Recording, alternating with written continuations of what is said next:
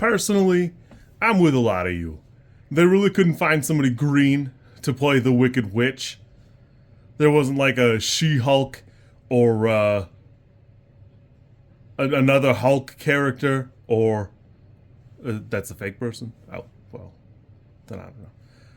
We watched Wicked, and I gotta be honest with you, I had pretty low expectations. I have seen the musical, and obviously I've seen The Wonderful Wizard of Oz, The Wizard of Oz, the movie, because most people you run into will have seen this movie, at least in part.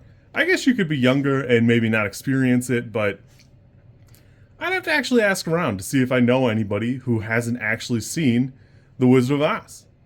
Because it's probably one of the more common things you'll run into. It was insane for the time, and it was a big deal then. It stays a big deal now. So it was kind of wild when Wicked came out as a book, and it was wildly popular at the time.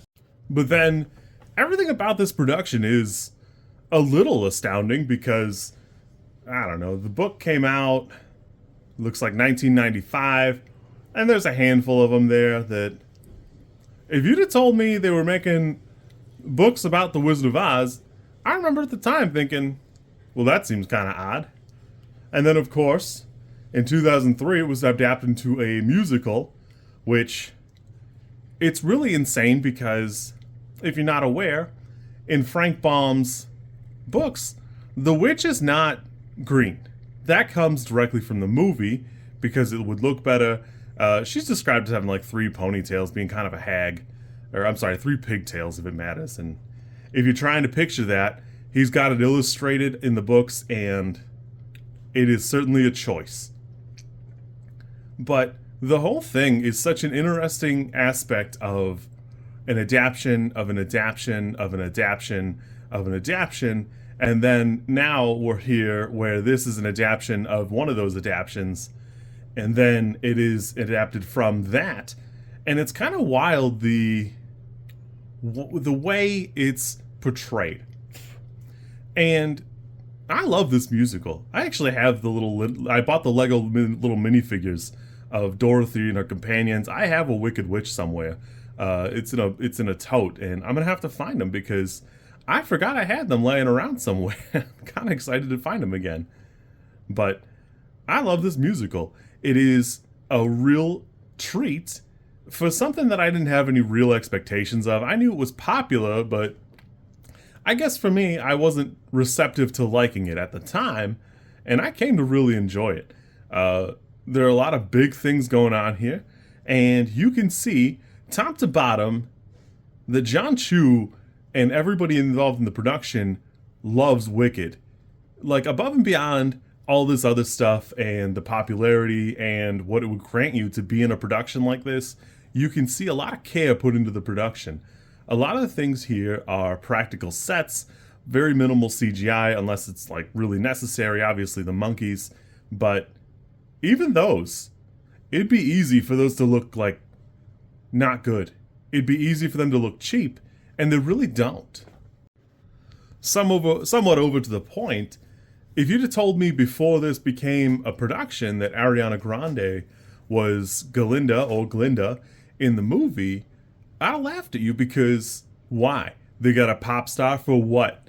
But if you know anything about Ariana Grande, which I did not, she's actually very passionate about the role. She's wanted to have it since she was like 10, which is, I guess I'm just old is the answer. But Cynthia Erivo is another one that I didn't think was in the running for it.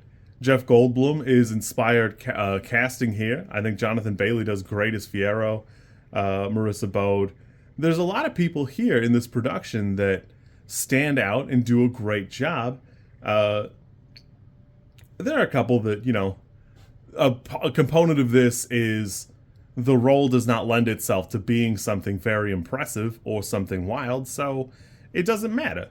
But everybody here is really bringing a different level of energy, and if you're not aware, Defying Gravity is not a small song, but you'll notice here they do the song like while they're doing the scene, which is an insane choice because it's much harder than standing around or going to a recording booth, as most of the characters do their songs, and then having it dubbed over the scene itself.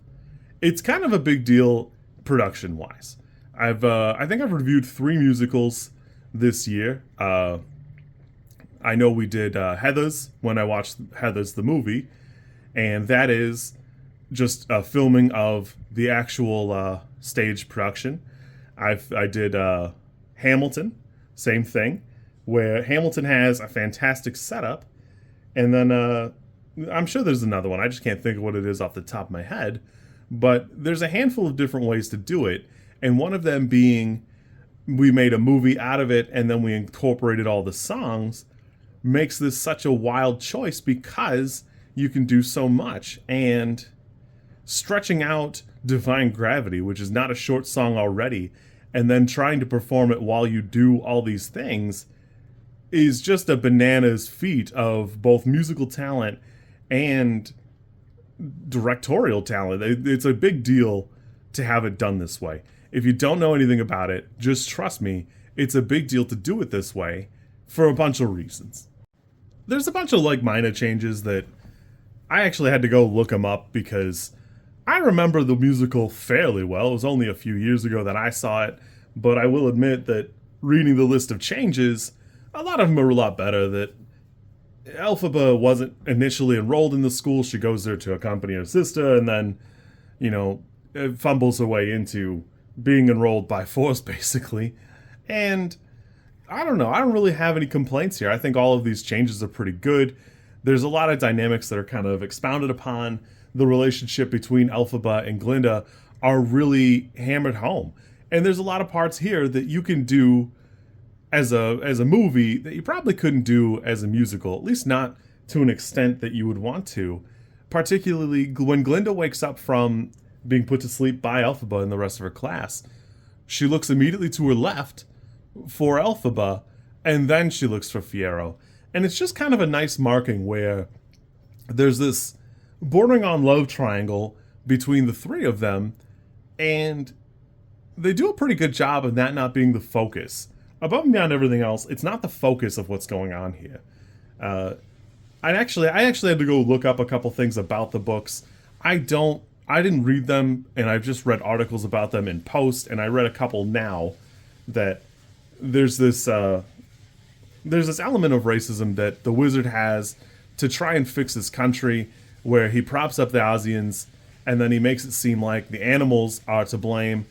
He's also doing that to the Munchkins, just to a lesser extent. You don't see it as much in the movie, although you do kind of notice it with the red-haired guy. I can't remember his name, but you can see it a little bit, even though it's not clear, at least here in the musical. I don't really remember it in the musical, and it's not super present here either. As some of you may know, I'm often combing through the trivia sections of these movies, and one of the things that stuck out to me is Ariana Grande insisted they get Bach to be played by, I think it's Ethan Slater. No, hold on, I'm looking at the wrong guy. Fanny is played by Bowen Yang, and at first I thought it was just bratty behavior, but I have to admit, it does really fit. And as like a gender swap type of thing, it really does work, and I was kind of shocked how much I liked the change.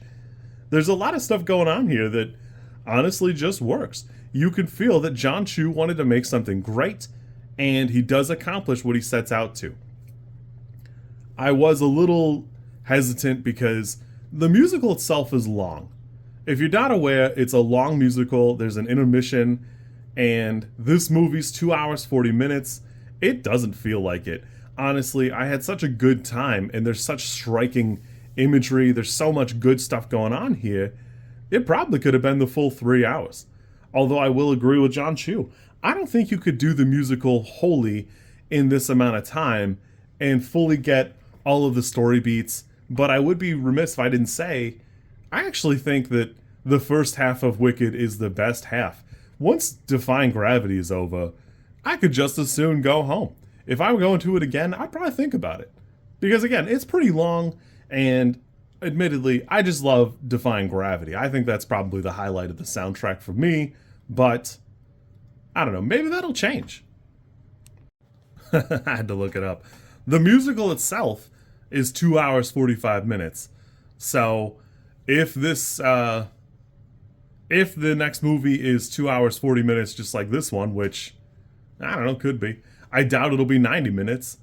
It'll probably add up to at least 5 hours and be twice as long as the musical, and honestly good. There's a lot going on here. Even the movie here doesn't feel like you're dawdling too much on anything. And there are parts of the musical that I'm remembering that aren't here, but admittedly, there's 2 movies to watch, so I'm probably just remembering it from the wrong section. I had a great time with this. This is probably easily a 9 for me. In most cases, when I rate something that's 2 parts, I'm hesitant to give it a high score, just like with 28 Days Later, or 28 Years Later, I should say, because it's hard to say because it feels like half of a product. Wicked really, it very clearly is half of a product, but it does feel like it's a whole journey in a lot of ways, that it sets another stage. I don't know. This is still a 9 for me, but I'll be interested to see what's going on. I'm excited to check it out. I did get early tickets for, it'll be Monday, but I don't know what day this will play. So I'm really excited to check it out. I'm pumped now. Pumped.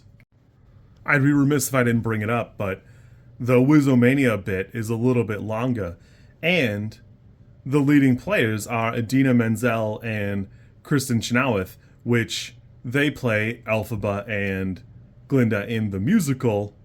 And I think it's awesome that they interact with their movie counterparts and they're present here. Because, like, a regular person probably wouldn't notice. They would notice that they are wildly spotlighted, but it's not so much that it feels too much like an overt little call out or anything like that. But I do think it's really cool that they're both present here. I just think that's awesome. I don't really know how to present that along with other information other than I really liked it. I'm good. You kids be good. I will see you on Wicked for Good. And hopefully I will have another rave review about that because I'm very excited to check it out. You kids be good. Or else something not nice, I guess. I don't really know.